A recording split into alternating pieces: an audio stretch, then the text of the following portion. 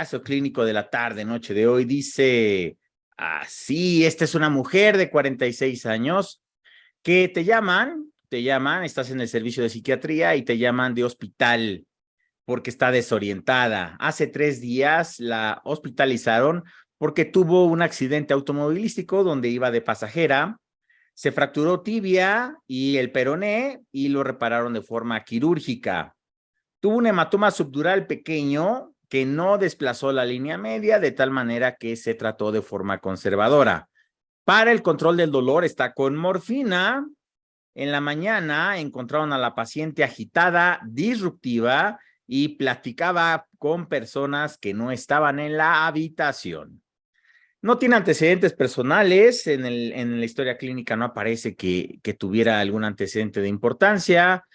A la exploración física está hipertensa, 170-100, taquicárdica, satura al 96 al aire ambiente, está diaforética, temblorosa, se quiere arrancar la vía intravenosa, no coopera para fondo de ojo, pero en lo que esquivas uno de los golpes, ves que las pupilas están isocóricas y normoreflectivas.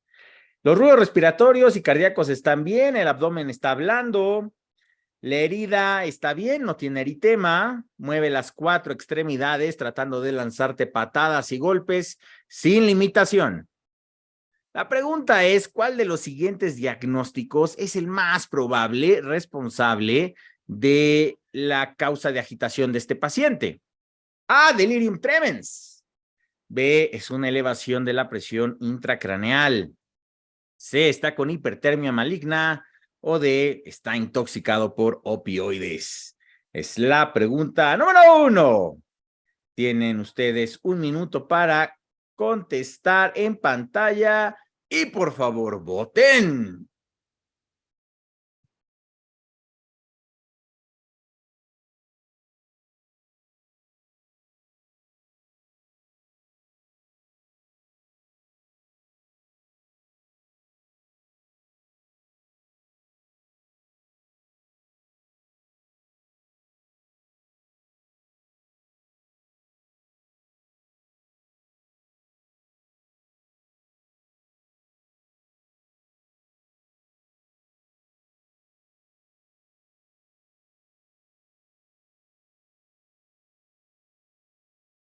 Veinte segundos.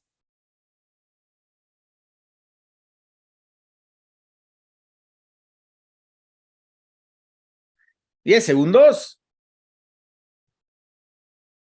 5, 4, 3, 2. ¡Hora! Y tiempo. Vamos a finalizar la votación y compartir los resultados. La mayoría de ustedes tuvo la respuesta correcta. Lo más probable es de que esta pacientita a lo mejor estudia medicina porque al parecer sopla vidrio o le gusta la copita. Pareciera que esto es un delirium tremens. Algunos pusieron elevación de la presión intracraneal y otros pusieron intoxicación por opioides, y quiero felicitarlos porque nadie puso hipertermia maligna. Eso está excelente porque la paciente, pues su temperatura está bien, está en 37.5 y para fines prácticos no tiene datos de hipertermia. Entonces no está roja, no está con rigidez del músculo, que generalmente en ocasiones es un evento adverso asociado a los anestésicos, pero podemos descartar entonces la hipertermia maligna. La intoxicación por opioides, generalmente los pacientes cuando se intoxican por estos medicamentos no se agitan, por el contrario, se están en un estado depresivo. De hecho, a lo mejor no es tan buena la comparación, pero todos ustedes han visto las imágenes ahora en calles de los Estados Unidos, cómo están las personas por la epidemia de los opioides, por el sobreuso de estos medicamentos, los han visto. Entonces, un paciente con intoxicación por opioides generalmente no se presenta así. Algunos sí pueden tener un evento poco paradójico, pero es más con las benzodiazepinas y tal vez la intoxicación por opioides, si tuviera a lo mejor un cuadro aparatoso, sería por pacientes que los usan de forma crónica y que tienen una supresión por estos medicamentos, ¿no? La elevación de la presión intracraneal, no nos han reportado en el accidente que haya tenido algún traumatismo cráneoencefálico. Pareciera que todo el problema fue a nivel de las extremidades inferiores, pero la paciente está hipertensa. Eso a lo mejor los orientó un poco a lo de la elevación de la presión intracraneana, pero pues no tiene disminución de la frecuencia respiratoria, que es característico de los pacientes con elevación de la presión intracraneana, y además no tiene ningún déficit neurológico. Al contrario, esta paciente está viendo la manera de soltarte un buen guamazo con cualquiera de sus extremidades disponibles. Entonces, de tal manera que lo más probable es que esta pacientita tenga un delirium tremens. Entonces, y esto es muy común, ¿eh? Luego en ocasiones los pacientes que vemos en el hospital y que en ocasiones me preguntan que si esto es por supresión de alcohol. Sí, exactamente, esto es por supresión de alcohol, el delirium tremens, y esto puede acabar con la vida del paciente si no se tiene la precaución adecuada. En ocasiones seguramente les ha tocado a algún paciente el cual está en hospital, estaba bien y de repente se pone grosero, se agita. En adultos mayores en ocasiones pensamos que es solamente delirium por desorientación, pero no hay que olvidar que un gran porcentaje de pacientes, sobre todo adultos mayores, son pacientes que están acostumbrados a consumir alcohol de forma diaria. Entonces, como en el hospital está prohibido de una u otra forma, bueno, está prohibido obviamente consumir bebidas alcohólicas y más los pacientes, estos pacientitos pueden tener este tipo de agitación. Esto sí lo han preguntado en el examen nacional, tómale una captura de pantalla ahí para que salga mi bello rostro, porque sí lo han preguntado en el examen nacional, sobre todo la cronología de la supresión etílica. Leve, de 6 a 24 horas, pues solamente estás con ansiedad, temblor, diaforesis, la orientación está intacta, en ocasiones esto hasta suena un poquito al hangover o a la cruda que conocemos más bien en el español. De 12 a 48 horas los pacientes pueden convulsionar, porque recuerda que lo que hace el alcohol es disminuir la sensibilidad que tenemos a un neurotransmisor inhibitorio que es GABA. De tal manera que cuando ya no tienes el consumo del alcohol, entonces todos los demás neurotransmisores pues excitan muchísimo el sistema nervioso y GABA pues obviamente tiene poco poder de supresión, ya que te has encargado con el consumo crónico de alcohol de disminuir su efecto depresivo. 12 a 48 horas puede haber las alucinaciones, los famosos elefantes rosas, que es hasta una cerveza que se conoce como delirium o delirium tremens, o en algún episodio de Los Simpson que aparece un conejo y dice, si no consumes alcohol, moriré. Pero de los 48 a los 96 horas ya aparece esto, la desorientación, fiebre, taquicardia, hipertensión, diaforesis, alucinaciones, y esto sí puede llevar a la muerte al paciente. No es como lo que sucede con la supresión por opioides en los pacientes que tienen un problema de adicción, los cuales simplemente pues tienen mucha diarrea, rinorrea, agitación, pero no los mata. Al contrario, la supresión por alcohol en los pacientes alcohólicos con problemas de adicción al alcohol sí es un problema y sí puede acabar con la vida de los pacientes. Pero bueno, muy bien, para hacer la primera pregunta, vamos a pasar con la segunda de los tres que traemos programados para el día de hoy. Esta es una niña de 18 años y viene urgencias por convulsiones. Convulsionó en la guardería. Su abuelo paterno tuvo Alzheimer tempranamente y un primo hermano retinoblastoma. Desde los últimos 10 meses ha tenido 3 otitis medias y parece ser que a los 12 meses tuvo una posible convulsión de origen febril. La mamá dice que la niña ya decía palabras, mamá, papá, pero ya desde hace algunos meses su vocabulario ha disminuido. Cada vez es más demandante y prefiere que otras personas la alimenten en lugar de que ella agarre su cucharita, que ya lo había logrado, ya habíamos logrado que ella se alimentara sola de alguna u otra forma, pero ya no quiere, ya quiere que otras personas la alimenten. A la exploración física, los signos vitales normales, hace contacto visual contigo, pero no habla. Constantemente se está frotando las manos, ves la marcha torpe y la base está muy amplia. La pregunta es, ¿cuál de las siguientes opciones es probablemente el diagnóstico que tenga esta paciente? A, esto es un trastorno del espectro autista. B, es un síndrome de Landau-Kleffner. C, es esclerosis tuberosa. O D, es un síndrome de Rett. Es la pregunta número 2. Tienes un minuto para contestar. Voten en pantalla ahora.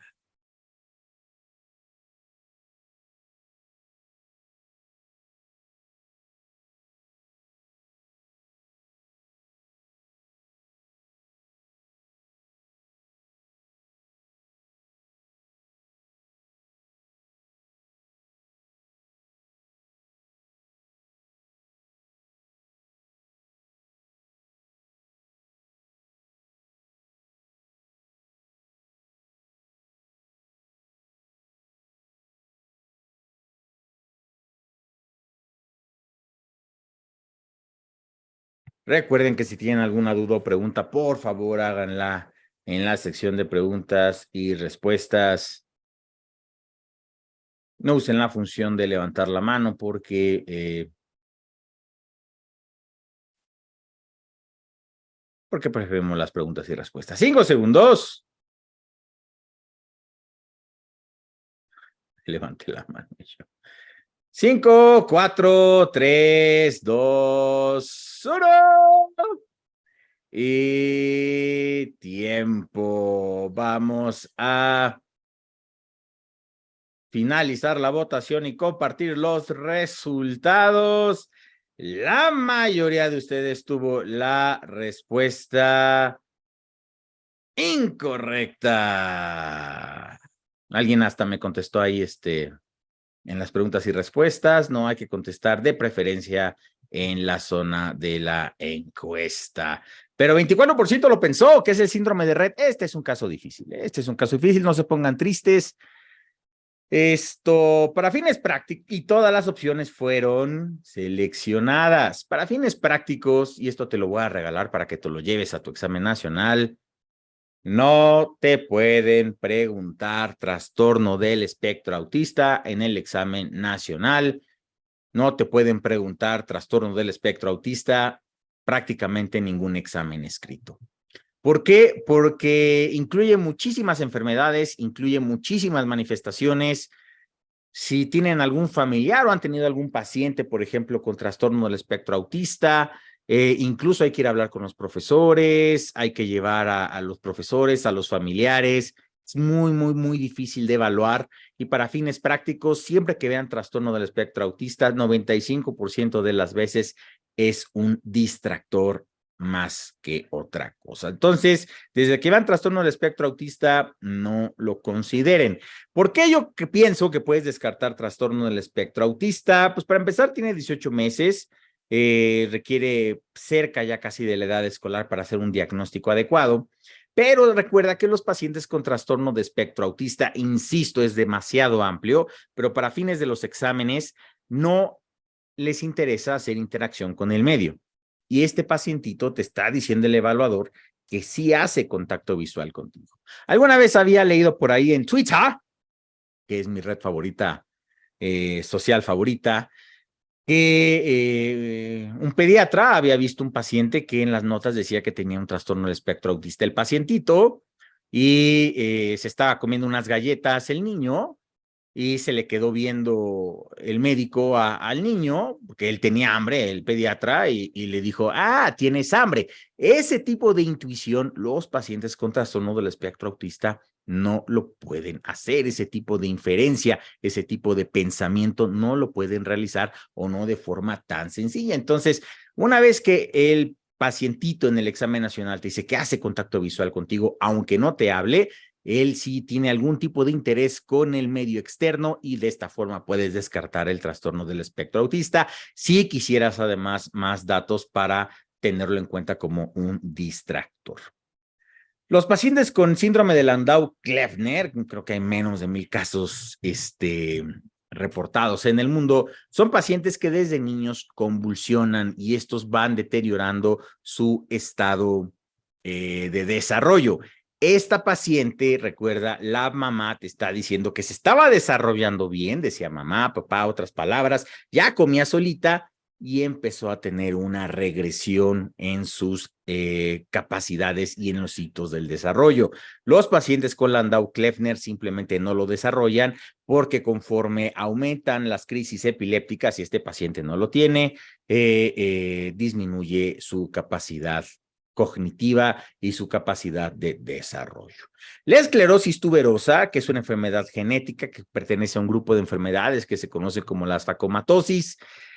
Los niños se caracterizan por retraso mental, retraso psicomotor, y este niño aparentemente estaba bien, pero nuevamente, insisto, tiene problemas en cuanto a que está regresando en el desarrollo, todo lo que se había alcanzado está regresando, y los pacientes con esclerosis tuberosa característicamente tienen retraso psicomotor, tienen trastornos convulsivos y tienen trastornos renales conocidos como angiomiolipomas.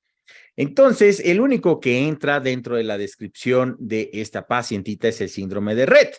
Síndrome de Rett, algo que tal vez no vayamos a ver ninguno de nosotros en nuestra vida, el problema está en el gen X, está ligado a esto, pero afecta a las niñas y provoca trastornos en las dendritas corticales.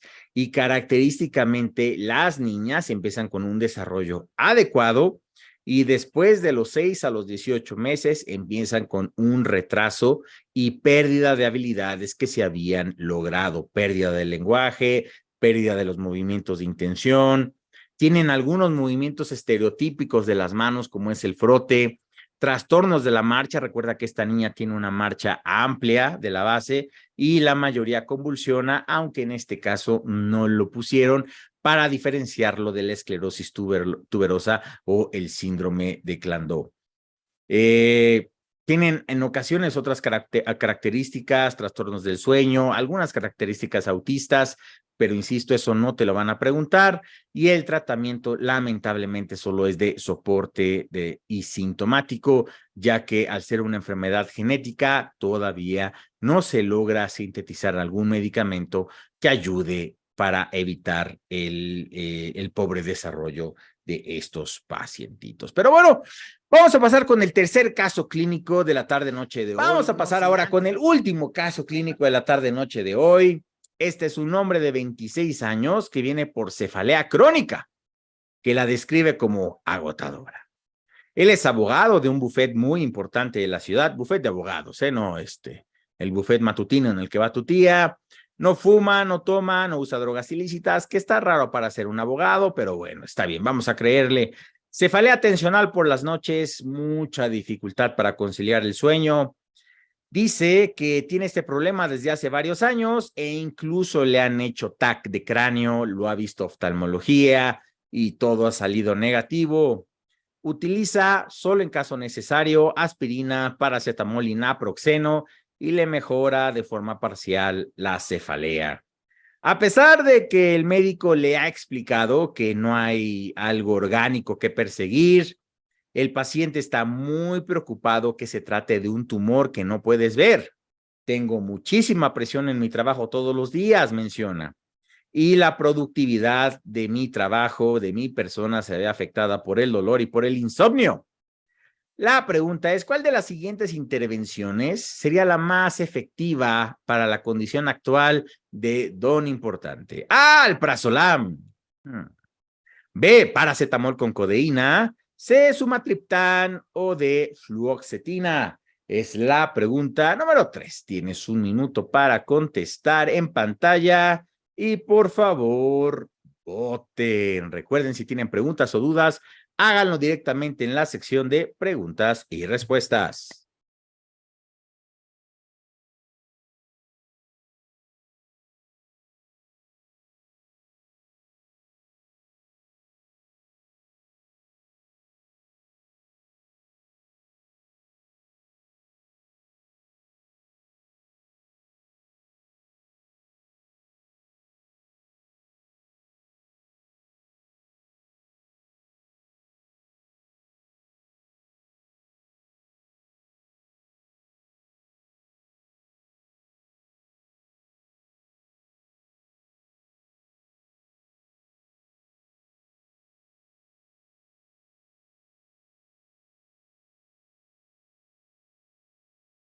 Cinco segundos.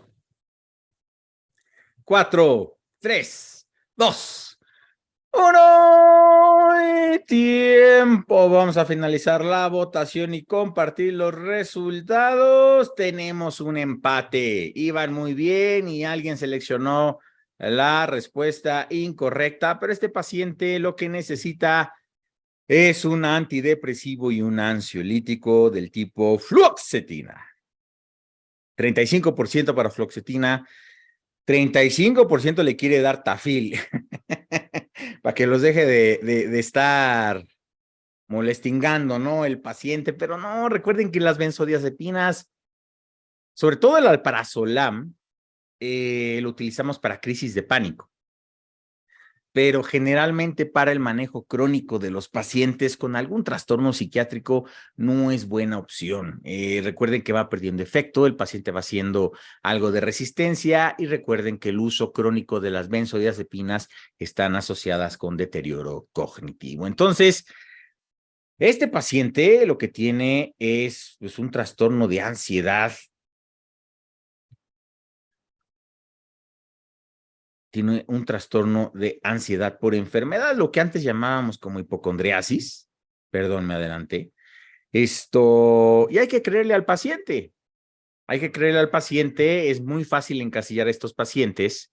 Entonces, darle alprazolam solamente es una benzodiazepina muy buena, pero prácticamente solo lo utilizamos como tratamiento de elección para crisis de pánico. Incluso es el famoso Tafil.